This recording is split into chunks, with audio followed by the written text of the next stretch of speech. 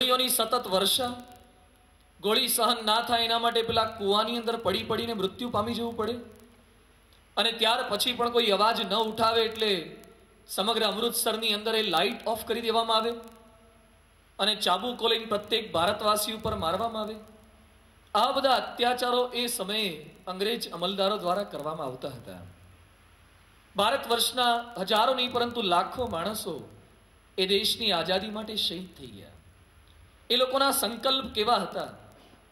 હિન્દીમાં એક નાનકડું પુસ્તક છે, મિટ્ટી હો ગઈ સોના. એ પુસ્તકની અંદર ઉલ્લેખ છે કે અમૃતસરની અંદર ધ્વજ ફરકાવવા માટે હિન્દુઓનું, ભારતવાસીઓનું એક ટોળું કલેક્ટર કચેરી તરફ આગળ વધી રહ્યું હતું. અને એ સમયે અંગ્રેજ અમલદારોને ખબર પડી કે ભારતવાસીઓ ભેગા થઈ કલેક્ટર કચેરી પર ધ્વજ ફરકાવવા માટે આવે છે, અને તરત જ અંગ્રેજ અમલદારો લાઠી ચાર્જ કરવા લાગ્યા. હજારોનું ટોળું હતું, કેટલાક વેરવિખેર થઈ ગયા. છતાં બાકીના કેટલાક શૂરવીર હતા, એ લોકોએ પોતાની આગેકૂચ ચાલુ રાખી. ત્યાર પછી ટીયર ગેસના સેલ છોડ્યા, કેટલાક વેરવિખેર થઈ ગયા. હજુ થોડાક હતા અને ફાયરિંગનો ઓર્ડર અપાતો હતો. ત્યાં કેવળ 11 માણસો બચેલા હતા. એક નાનકડો બાળક હતો. અંગ્રેજ અમલદારે આદેશ આપ્યો, બધાને તોપના નાળચે બાંધી દો. એટલે મોટી તોપના નાળચા ઉપર 11 વ્યક્તિઓને બાંધી દેવામાં આવી. હવે ફાયરનો ઓર્ડર આપવાનો હતો. એક ખાલી બંદૂકની બુલેટ વાગે તો પણ મરી જવાય, તોપના નાળચા પર બાંધ્યા હોય અને પછી ધડાકે દે એટલે શી સ્થિતિ સર્જાય?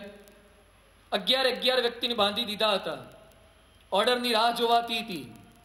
અને એ સમયે એક નાનકડો બાળક આ ટોળામાંથી છટકી ગયો અને કલેક્ટર કચેરી ઉપર જે ધ્વજ ફરકતો હતો ઇંગ્લેન્ડનો, એ ધ્વજને ઉતારી દીધો અને ભારતનો ભગવો ધ્વજ ત્યાં ફરકાવી દીધો. અને પછી દોરીથી નીચે ખેંચી રહ્યો હતો. ત્યાં એક અમલદારની નજર પડી અને તાત્કાલિક નીચે ઓર્ડર કરવાને બદલે ઉપર ફાયર કરી નાખ્યું.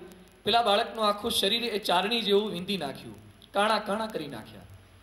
એ બાળક નીચે પડતો તો એના હાથમાં ધ્વજવંદનની દોરી હતી. બાળક નીચે આવતો ગયો, ધ્વજ ઉપર જતો ગયો, ધ્વજ ફરકી ગયો. એના મોઢામાંથી એક જ શબ્દ નીકળ્યા, ભારત માતા કી જય, વંદે માતરમ. આજે આપણે જે ધ્વજ ફરકાવી રહ્યા છે, ખૂબ સાનુકૂળતા છે. સ્ટેજ બન્યું છે, વિડીયો શૂટિંગ છે, ફોટોગ્રાફી છે, મ્યુઝિક છે, એનાઉન્સર છે. એ વખતના ધ્વજવંદનમાં આમાંનું કશું જ નહોતું. અંદર સ્પિરિટ હતો કે ધ્વજ ફરકાવવો છે. આજે બધી જ સાનુકૂળતા છે, છતાં ધ્વજવંદન બહુ જ ઓછી સંખ્યામાં અને બહુ જ ઓછા સ્થળોએ થાય છે. અંદર હોવું જોઈએ. એ સમય અંદર હતું. કંઈક કરી બતાવું છું. બાલ્યકાળથી ઉત્તર પ્રદેશના એક નાનકડા ગામની અંદર 65-70 વર્ષના એક વૃદ્ધ પોતાના ખેતરમાંથી પસાર થતા હતા. અને એ સમયે એક નાનકડો બાળક ખેતરની અંદર ખાડો કરતો હતો. ખાડો કરી એની અંદર બંદૂક નાખતો હતો. એટલે પેલા વૃદ્ધે પૂછ્યું કે બેટા ક્યાં કરે, શું કરી રહ્યો છે તું? એટલે એને 303 ની ગન હતી મોટી, એ ખાડો કરીને અંદર નાખી હતી. બાજુમાં માટી નાખતો હતો અને પછી પાણી રેડતો હતો. ક્યાં કર રહા હે તું? બંદૂક કે બીજ બો રહા હું. બંદૂક વાવી છે. કેમ બંદૂક વાવી છે? આમાંથી બંદૂકનું મોટું ઝાડ થશે, પ્રત્યેક ડાળીએ ડાળીએ બંદૂકો ઉગશે. એ બધી બંદૂકો મારા એક ફ્રેન્ડ્સને બધાને આપવી છે. બધા અંગ્રેજોને આ ભારતમાંથી મારીને કાઢી મૂકવા છે. એ નાનકડો બાળકની ઉંમર હતી 6 કે 7 વર્ષની. એનું નામ હતું ભગતસિંહ.